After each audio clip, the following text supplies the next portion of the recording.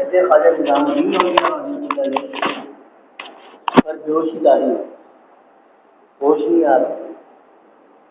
ایک ہندو پادری تھا، اس کے پاس لے کے گیا، اس نے کو منتر پڑھا، حضرت ہوش میں آ گئی۔ حضرت بڑے حیران ہوئے کہ ایسی کیا چیز ہے آپ کے پاس کہ آپ کو ہوش آ گئی، آپ نے مجھے ہوش دلا دی، آپ کے منتر سے مجھے ہوش آ گئی۔ اس نے کہا کہ میں اپنے نفس کی مخالفت کرتا ہوں، یعنی نفس جو چیز چاہ رہا ہے وہ میں نے نہیں کرتا۔ مثال کے طور پر میرا بیٹھنے کو جی چاہ رہا ہے، میں کھڑا ہوں، اب میں کھڑا ہوں، تو انہوں نے گھنٹوں کھڑے رہے۔ ایسے لوگوں کے بارے میں آتا ہے کہ 24 گھنٹے کھڑے رہے، نفس کو بیٹھنے کا جی چاہ رہا ہے، نہیں بیٹھنے کا۔ اچھا اب نفس تنگ ہو گیا، میں نہیں بیٹھتا، اب بیٹھ۔ نفس کھانے کا جی چاہ رہا ہے، نہیں کھانا، حتیٰ کہ 7 دن تک کھانا ہے، نفس کا جی چاہ رہا ہے، اب نفس کا جی نہیں چاہ رہا کھانا کھانے کا، اب کھانا کھانا۔ اس طرح لوگوں نے مشاہدے کیے اور اپنے نفس کی خلاف ورزی کر کے اس کو اللہ کا فرما بردار بنانے کی کوشش۔ بنی اسرائیلی لوگوں کے بارے میں اللہ نے قرآن میں کہا وَالرَّهْبَانِيَّةَ ابْتَدَعُوهَا، اللہ نے کہا کہ کام تو ان کا اپنا خود تراشا ہوا تھا، لیکن انہوں نے رہبانیت اختیار کی اللہ تعالیٰ نے۔ تو نفس کو پاک کرنے کے لیے اللہ والوں نے بھی بہت محنتیں کی۔ حضرت شیخ عبد القادر جیلانی رحمۃ اللہ کے بارے میں آتا ہے کہ 16 سال مسلسل روزہ رکھا۔ نفس کو کتنا اچھا لگتا ہے کھانا پینا۔ کہتے ہیں اللہ تعالیٰ نے نفس کو جہنم میں ڈالا، ہزاروں سال کے بعد اس سے پوچھا من انتا، کون ہے تو؟ نفس نے کہا انتا انتا وانا نا، اللہ تو ہے اور میں۔ پھر نفس کو نکالا اللہ نے اور اس کو سخت عذاب دیا، ہزاروں سال کے عذاب کے بعد پھر نکال دیا۔ من انتا، کہ اللہ تو ہے اور میں۔ پھر اللہ نے اس کو بھوکا رکھا، جب بھوکا رکھا تو پھر اللہ نے پوچھا من انتا، اس نے کہا انتا وانا عبد، اللہ تو ہے میں تیرا بندہ۔ بھوکا رہنا شریر کا کتنا بڑا حکم ہے۔ رمضان میں اپنے آپ کو بھوکا رکھو، کھانے کا جی چاہ رہا ہے مت کھاؤ۔ یہ نفس کی مخالفت ہے، تو اللہ والوں نے اس کو اتنی محنت کی، اپنے نفس کے خلاف ورزی کی۔ ایک اللہ والے کے بارے میں آتا ہے کہ 20 سال تک ایک بادام پہ وہ افطاری کی، ایک بادام۔ اور خیال کریں کہ ہم کتنا کھاتے ہیں، ہم تو کہتے ہیں 3 ٹائم مت کھائیں تو میدا خراب ہو جائے۔ یہی اللہ والوں کے بارے میں آتا ہے کہ انہیں 3 دن تک کھانا کھانے کی حاجت ہی نہیں ہوتی۔ کہتے پہلے زمانے میں اگر دن میں ایک دن میں کسی کو پیشاب آ جاتا ایک دفعہ تو لوگ کہتے تھے کہ اس کو پیچس لگے۔ اب ہمارا ذہن تو یہ ہے نا کہ ہمیں دن میں 3 بار پیشاب نہ آئے تو ہم تو میدا خراب ہے ہمارا، کیونکہ ہم تو 3 ٹائم کھانا کھاتے ہیں اور 3 ٹائم 3 روٹیاں، 9 روٹیاں، 10 روٹیاں ڈالی۔ تو نفس کو پاک کرنے کے لیے اللہ تعالی والوں نے کیا کیا؟ مجاہدے، پوری رات نفل پڑھتے رہنا، پوری رات نفل پڑھتے، نفس تو چاہ رہا ہے سونا نہیں سونے دے رہے اس کو۔ ایک اللہ والے کے بارے میں آتے کہ وہ ذکر کرتے تھے کھائی کے اوپر بیٹھ کے،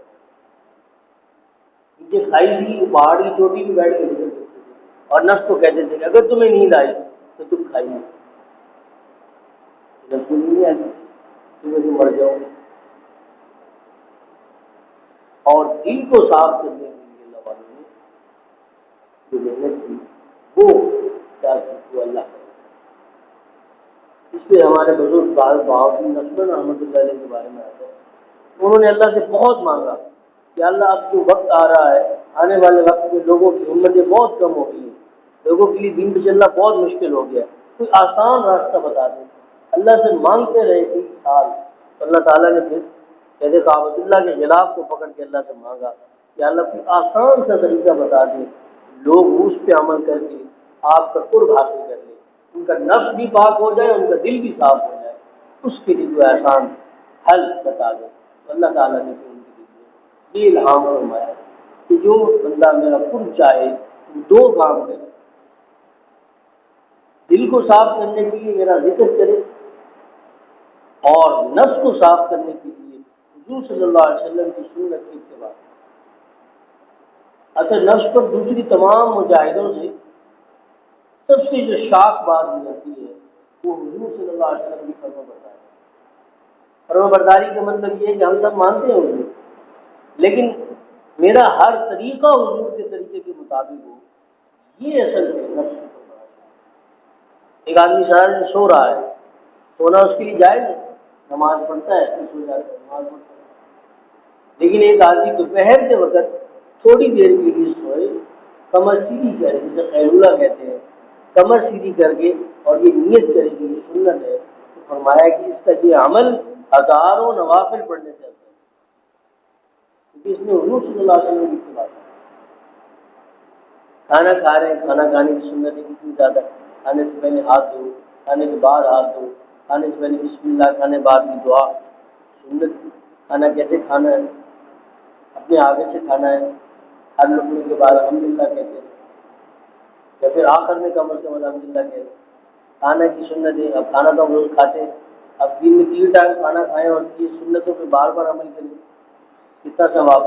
پانی تو دن میں سینکڑوں بار پیتے ہیں، اگر سنت کے مطابق پیئیں، بیٹھ کے پیئیں، 3 سانسوں میں پیئیں، بسم اللہ کہیں گے، ہر گھونٹ کے بعد الحمدللہ کہیں گے، پانی گلاس کے اندر دیکھیے، کتنی سنت ہے۔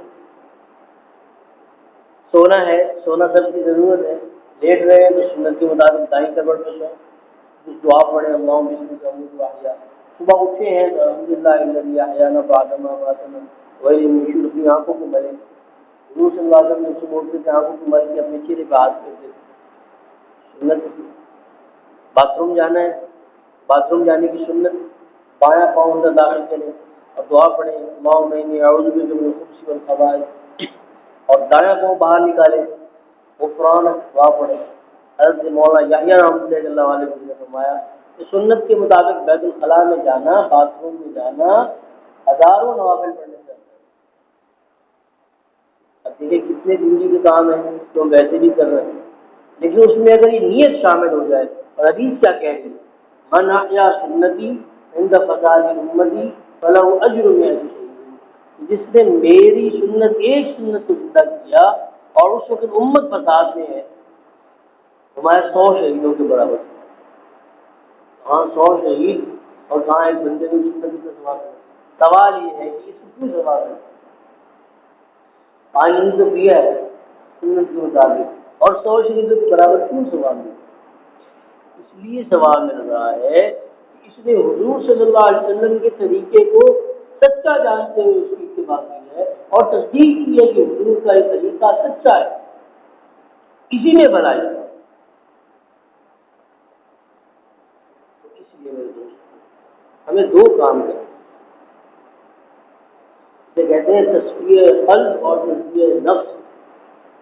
تصفیہ قلب دل کی صفائی ہوتی ہے اللہ کے ذکر، اور نفس کی صفائی ہوتی ہے اتباع سنت۔ سنت کی اتباع، چلتے پھرتے اٹھتے بیٹھتے کھاتے پیتے سوتے جاگتے، اللہ والوں کے بارے میں آتے ہیں اتنی اتباع سنت کی کرتے تھے، گھنٹوں پریکٹس کیا کرتے تھے کہ جس طرح حضور صلی اللہ علیہ وسلم چلتے ہیں ہم بھی ویسے چلا کرتے ہیں۔ حدیث میں آتا ہے حضور صلی اللہ علیہ وسلم ایسے چلا کرتے تھے جیسے لگتا تھا کہ اونچائی سے نیچے اتر۔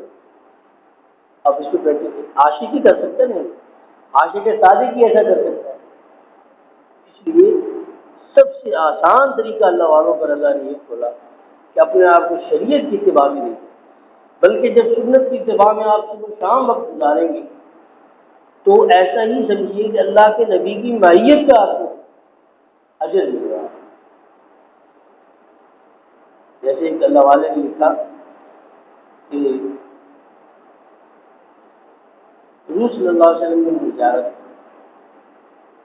پوچھا، یا رسول اللہ کوئی ایسا وظیفہ بتائیں کہ جس سے آپ کی زیارت ہونا آسان ہو۔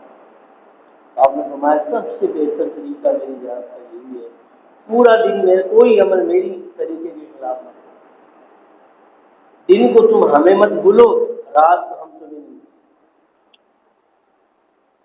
حضور صلی اللہ علیہ وسلم نے فرمایا دن کو تم ہمیں مت بھولو، رات کو۔ جس بندے کے سارا دن دماغ میں، جیسے میں نے عرض کیا، خیالات میں اللہ کے نبی کا ہر وقت تصور قائم ہے، حضور صلی اللہ علیہ وسلم کے خیالات اس کے خیالات میں ہیں، اس کے جذبات اور اس کی خواہشات یہ ہے، تو بتائیے عقل اس کی ساری رات کیا کرے گی؟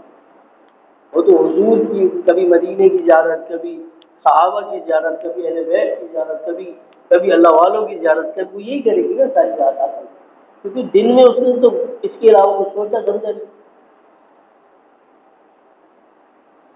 اس لیے دو کام ہم نے کرنے بالکل، ایک اتباع سنت جیسے میں نے عرض کیا، اور دوسرا کثرت ذکر۔ فرمایا کہ اپنے رب کے ساتھ اپنے دل کی تار جوڑی، اس لیے کہ وہ غیب دان ہے، شاہ رگ سے زیادہ قریب، ہماری ہر مشکل کو حل کرنے کی قوت اور قدرت رکھتا ہے، اور اس کو کوئی روک نہیں سکتا۔